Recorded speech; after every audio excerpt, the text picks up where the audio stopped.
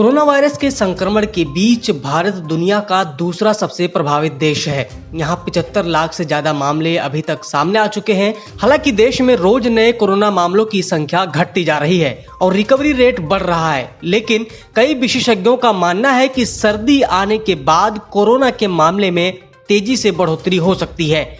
इसके पीछे कई कारण बताए जा रहे हैं। ऐसे में अभी भारत में सर्दी की शुरुआत होने वाली है, तो आइए जानते हैं कि किन वजहों से कोरोना संक्रमण के और बढ़ने की आशंका जताई जा रही है। ब्रिटेन में सर्दियों की शुरुआत के साथ कोरोना केस में 40% की बढ़ोतरी देखने को मिली है। ऐसी आशंका जताई जा रही है कि ब्रिटेन में इस सर्दी में 1,20,000 मौतें भी हो सकती हैं।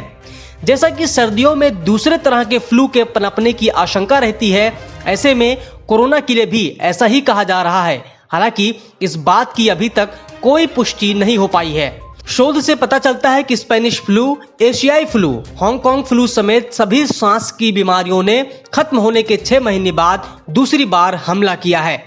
जैसा कि पहली बार कोरोना वायरस नवंबर 2019 में वुहान में पाया गया था, इसीलिए इस नवंबर में भी इसके प्रसार की आशंका बढ़ गई है।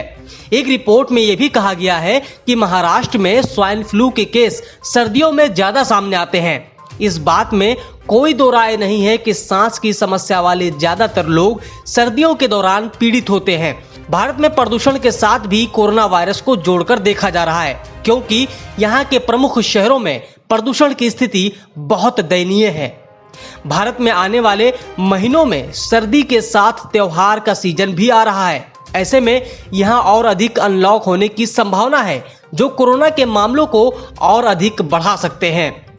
मौसम परिवर्तन के कारण कोरोना के व्यवहार पर अब तक कोई बदलाव देखने को नहीं मिला है, लेकिन जैसे जैसे उन देशों में मामलों की संख्या बढ़ रही है जहां तापमान में गिरावट हो रही है, इसी वजह से भारत को लेकर भी यही संभावना जताई जा रही है कि देश में भी सर्दियों के दौरान कोरोना और अधिक सक्रिय हो सकता है। लेकिन इन बातों को लेकर अभी तक कोई स्पष्टता नहीं है। ऐसे में आने वाला वक्त ही तय करेगा कि भारत में कोरोना के केस बढ़ेंगे या नहीं। सब्सक्राइब करें पर्यावरण पोस्ट।